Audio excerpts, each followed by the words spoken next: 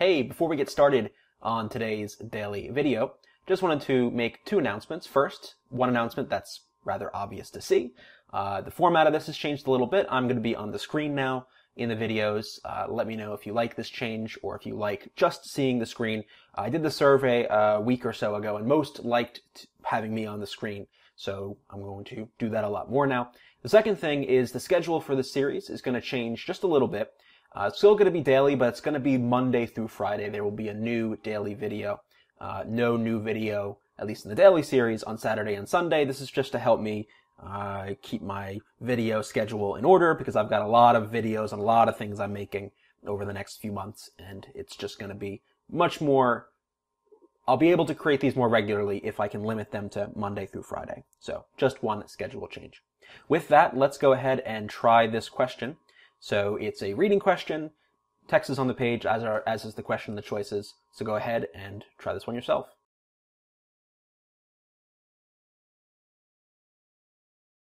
Okay, so this one is a question that I made up myself, but it's based on questions that I've seen on PSATs and SATs, old SATs in particular. And it's a hard question because you wouldn't expect the answer to be what it actually turns out to be, because we don't often know that it has a secondary definition. So let's check this one out. Lines 17 to 21 can best be characterized as what?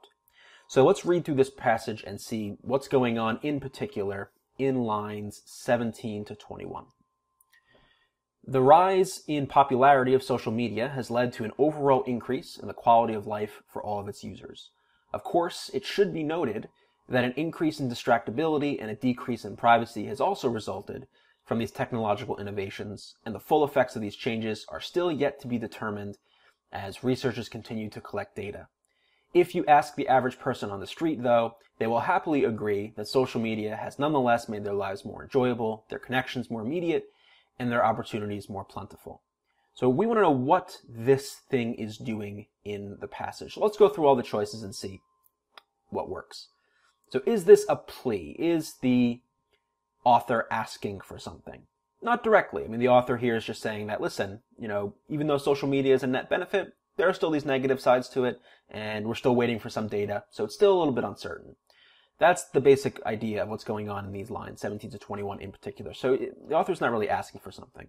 How about an inquiry, right? A questioning or an investigation into something? And again, maybe the author is talking about that there is some kind of inquiry going on, right? Because these researchers are doing this research, so in some sense he's maybe describing an inquiry, but we don't characterize the statement itself from 17 to 21 as itself an inquiry. The author, again, is saying, well, there are these negative sides to social media as well. Now, what about C? Here's the interesting one. When I ask most students, I have gone through questions like this all the time with students, and I see the same thing coming up again and again, and I'll ask them, okay, what is a qualification? What do you think that means? And the answer I'll almost always get is, oh, well, a qualification is, something you need for a job. It's a prerequisite for something, right? You are qualified for a position or qualified for a job. And yes, that is the definition of qualification, but it's not the only definition of qualification, and it's not the definition in play here. A qualification, another definition for it, is a statement that makes another claim less absolute. Basically, it's something that moderates what could otherwise be seen as an extreme or overly broad and general statement. And notice that's exactly what's going on here. The statement previous to 17 to 21 says that the rise in popularity of social media has led to an overall increase in the quality of life for all of its users. A very broad, general, perhaps extreme statement, right? Very strong.